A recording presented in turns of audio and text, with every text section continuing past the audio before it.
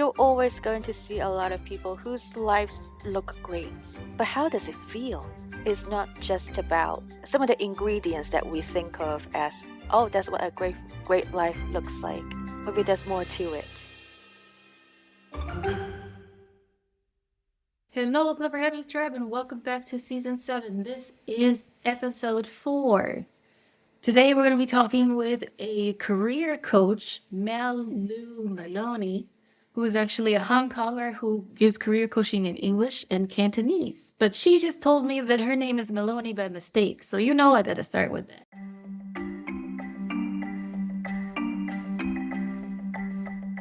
Growing up in Hong Kong, it's very common for people to have English names. My parents, I think they just picked out Maloney in a book, but never heard it pronounced.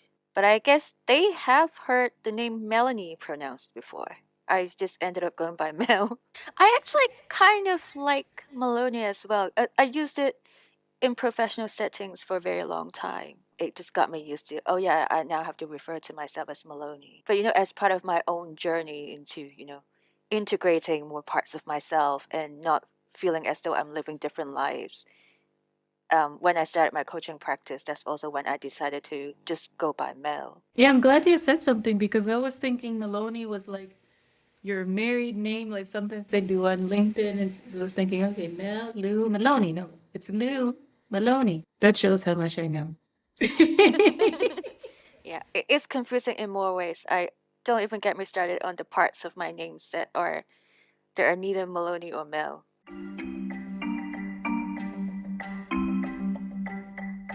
So Mel, you have on your LinkedIn hashtag core human skills. Now most people think, okay, soft skills, hard skills. What are core human skills? I feel like a lot of people tend to associate that with, oh, so those are the not important stuff. But I think they're really core. Your ability to sit with disappointment, to feel better, to know what your values are and how to communicate with other people in a way that's both authentic, but also more likely to get your message across. All these things are undeniably important, but most of the time we weren't taught them directly. A lot of these things have to do with how do we actually make decisions, especially when we do need to do this as a team, not just to work better, but for us to also feel better.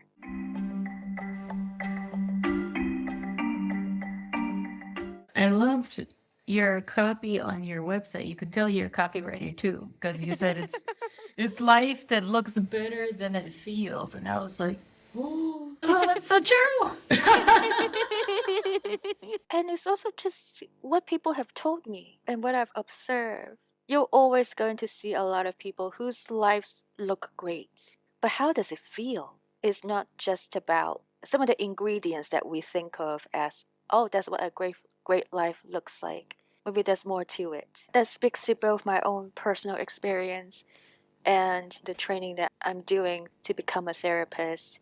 We now have a lot of knowledge on treating trauma. And so I really see a lot of hope. And tying back to this whole thing about core human skills, there's a certain type of trauma that I think can be quite common in my diaspora, which is the kinds that comes with growing up in a family that has gone through a lot of trauma.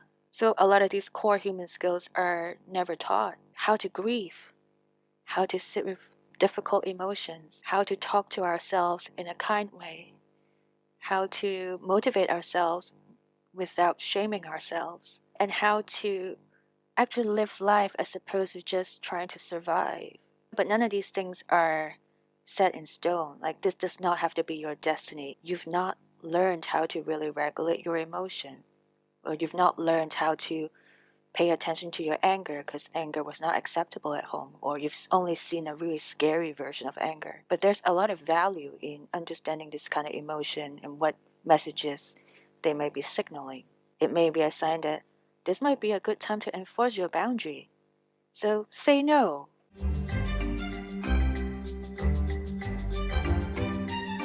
Self-help books out there or psychiatrists online that they give certain advice, and then even I'm looking at it as a Black woman, I'm like, if I did that, I would be in trouble. So, are there some tips that people give that you're like, yeah, that's not really culturally sensitive?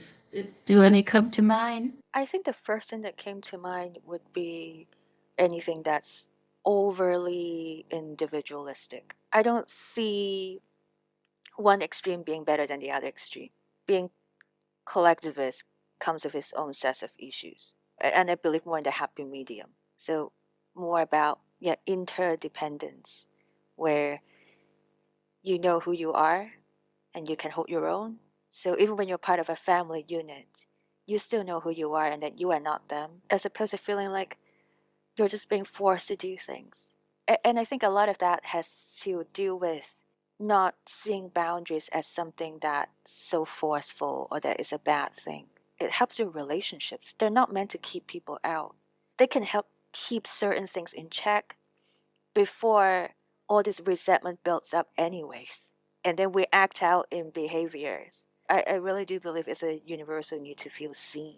Having boundaries, having healthy assertiveness can ensure that we do that. So, for example, if I just let someone know that, okay, I can see where you're coming from. You think that when X happens, then Y will happen. And then maybe say, for me, however, it works a little differently.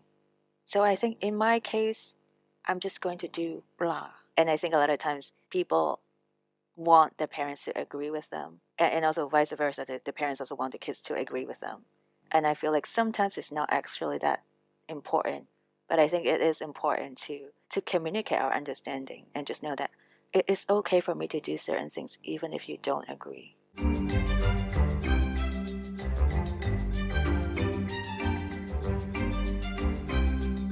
As a software engineer at different startups, and I worked at two different startups, and especially that last one, I finally had that kind of stability that I wanted. Basically, never had to work overtime. So yes, I feel like I had the stability and also the flexibility with my work as well, and the money to actually start going to therapy when it became apparent that I could not outrun all the traumatic things that happened in my life. Yeah, so one thing led to another, and I was really lucky to be living in a borough in London at the time that had this free peer counseling program. It's a program where quote unquote regular people, as in anyone who's not a therapist, got to train in core counseling skills. That peer counseling experience was really life changing. And they also had a number of training opportunities. So I was then trained as a group facilitator. And just before COVID, I managed to do their trainer training. And that was also when I realized I really enjoy this work. And then with COVID, I moved back to Hong Kong to stay with my mom. A friend that I'd reconnected with thought that, the conversations we'd been having was so useful that he thought, you know what, you should talk to this other friend of mine. I'll connect you to and feel free to charge. And and so it's like, oh, so I was thought, okay, if someone's found me a client already, maybe I'll give this a go. I basically just kept saying yes to things. I see my job as a coach. Like one of the things that I do for my client is to help that we together co-design an action that, from my point of view, would be just the right amount of stretch. Why did you decide, okay, I'm going to take this further and actually get a degree in counseling and psychotherapy? The more I've read and learned about complex trauma, for example, the more I can see that it is rampant. So I think training as a therapist can allow me in the future to integrate both therapy and coaching because everyone's on a spectrum. Yeah, it makes sense. So going back to the techie background, it's like fixing the hardware, but you still have a software issue. So it's good that you can help both sides now. Like, I'm sure a lot of your clients, past, present, and future, will appreciate that. Yeah, I think so because it's important to feel like the entire spectrum of your experiences is fine. It's something we can talk about. It's not like, oh, you've gone too far now. Now that's off limits. Therapy also has a bad rep. A lot of people think you only go to therapy if something's wrong with you. But you can also go to therapy for just self understanding. and growth. It's just that most of the time people don't really go to therapy for that, and then they tend to gravitate towards coaching. I'm not precious about either of them. They all have, their place. Not to mention there are so many types of therapy that some sound a lot like coaching. So I think I also want to be able to just help demystify therapy as well to more people from the East and Southeast Asian communities. I am in this really privileged and interesting position of having that cultural awareness, being fully bilingual. And so I'm also thinking about events or talks or workshops I might be able to do in the future when I actually have the qualifications with more culturally relevant examples, some of the basic or some useful mental health topics that can actually help people when there's still so much misunderstanding. Yeah, it's good that you bring that up, that most people think, you go to therapy, you must be a little bit crazy. It's like, no, I'm going to therapy to figure some things out. I'm personally seeing a therapist for that reason. But for a long time, I didn't want to do it just because of the stigma related to it. Even though you don't have to tell anyone that you're going, I was so nervous. I'm like, okay, I'm going to pick a therapist that is not near any of my friends' house so they don't see me going there. It was that bad. But once I went, it did help a lot just to talk to someone who is outside of your environment, because you've seen things so often that you start to internalize them as normal. And then someone will tell you, that doesn't sound quite right. I'm glad you made it through that, but you shouldn't accept that type of behavior. And I can see how it made you feel that way. And you're like, oh. So you have a lot of realizations like that. To the listeners too, if you're thinking about therapy and you're still not really comfortable going somewhere, there's a lot of online therapy now too. So you can find a qualified therapist to help you online in the privacy of your home if you are still feeling kind of nervous about going out somewhere. When you started doing all these things, Mel, how did your parents react? How do I put this? I think my mom has just enough faith in me, in the sense that I assume you know what you're doing. So yeah, I don't think she was happy or unhappy about it. The more I've been on this journey, the less I've needed her approval. But I guess even when I needed her approval, I had enough communication skills to sound convincing. And because I do have this track record of just being curious and interested in so many things, so it's not exactly out of character.